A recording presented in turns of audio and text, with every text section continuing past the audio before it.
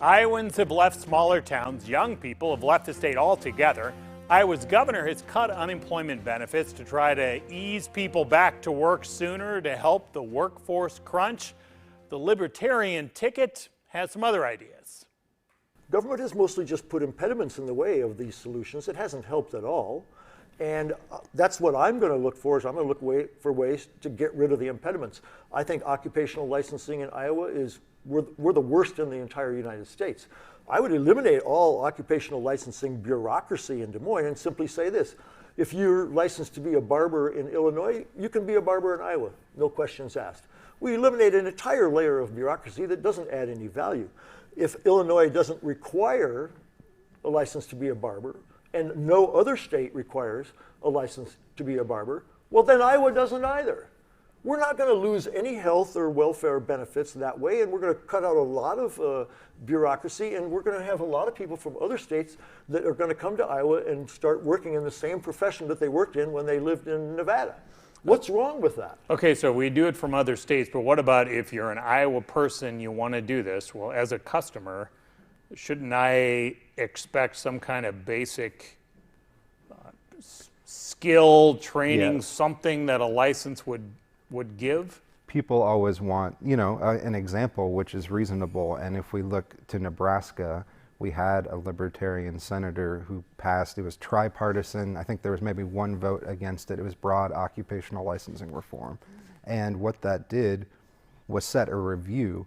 If there had been no issues that had come up in this specific type of license during that session, we would review it the next session and hopefully continue to eliminate the number of licensures that we need to have in place to, protect Iowans in this case.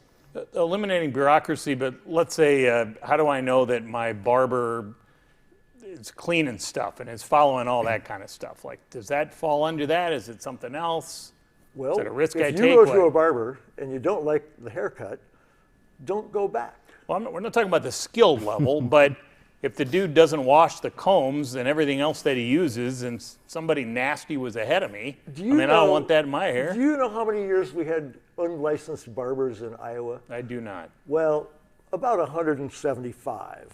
So was there a problem back there? Did we really start licensing barbers because they were not washing their combs? Or did we start licensing barbers because the barbers knew that they could raise their prices if they licensed barbers, because they would keep out the competition? If you go through history, that's the exact example for every single other occupational license in Iowa.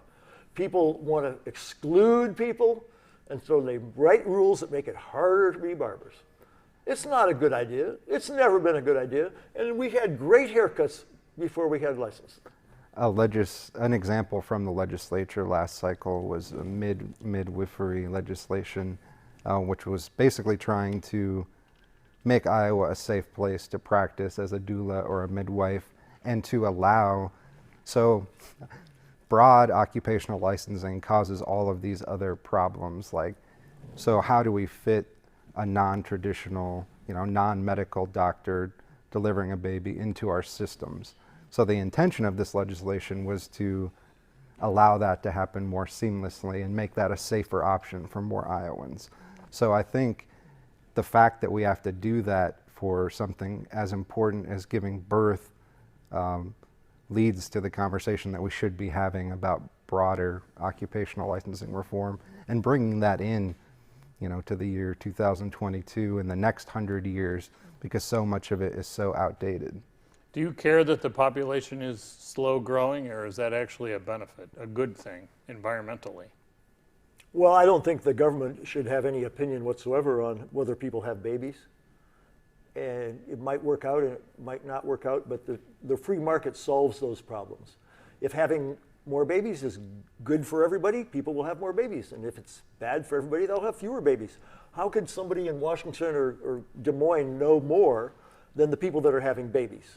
Let's just let the free market prove whether we need more or fewer. All right, well, if employers say we don't have enough workers right now.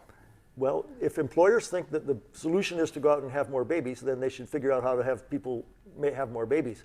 My answer to that is the easiest way to get more people to work at your place is to raise the wage. make yourself the most attractive, highest paid, most benefits workplace, and I'm pretty sure you'll have lots of employees. We have never talked about making babies so much in one interview before, but there we have it. All right, coming up next, the professor is back for the Quick Six with what is on his students' minds these days.